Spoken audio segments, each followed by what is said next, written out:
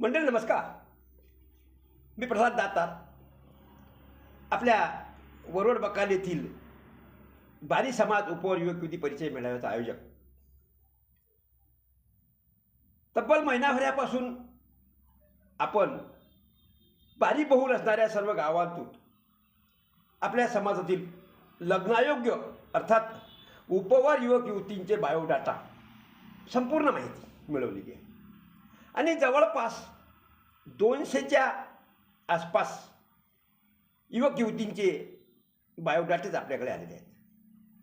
आणि आगामी 30 नोव्हेंबर रविवार दिनांक 30 नोव्हेंबरला एक सुंदर आणि शानदार सोहळा वरोड बकाल येथे आपण संपन्न करतो. ग्रामदैवत श्री नागेश्वर महाराज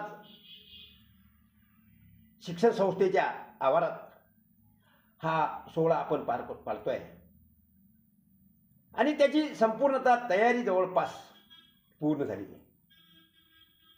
या मेळाव्याचं वैशिष्ट्य असणारं गाठी ऋणानुबंधाच्या या पुस्तिकेच्या कामकाजाला सुरुवात झालेली आहे. अनेक मान्यवरांनी समाजातील या उपक्रमासाठी आपल्या भरघोस शुभेच्छा दिलेल्या आहेत. अनेकांनी तन मन धनानं मदत केलेली आहे.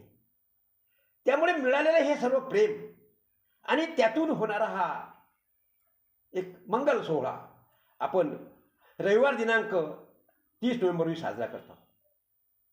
आजच्या या निमित्तानं मी तुम्हा सर्व समाज बांधवांना आवाहन करतो की ज्या ज्या परिसरातून युवक युवतींनी आपले माहिती पाठवली, बायोडाटा पाठवले, त्या त्या भागातील त्यांच्या सर्व पालकांना अर्थात मुलीसोबत मुलीचे आईवडील, मुलासोबत मुलीचे आईवडील, भाऊबंद, आईवडील गैर असेल तर त्यांचे ज्येष्ठ मामा वगैरे अशा सर्व समाज बांधवांनी या मेळाव्याला यावं.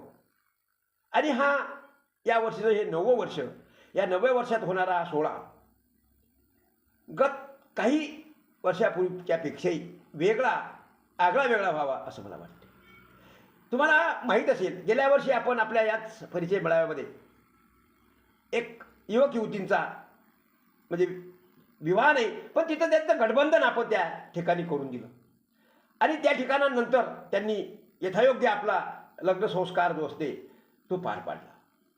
विविध ठिकाणून आलेली मंडळी यांनासुद्धा तो एक सुखद आनंद वाटला, सुखद धक्का वाटला.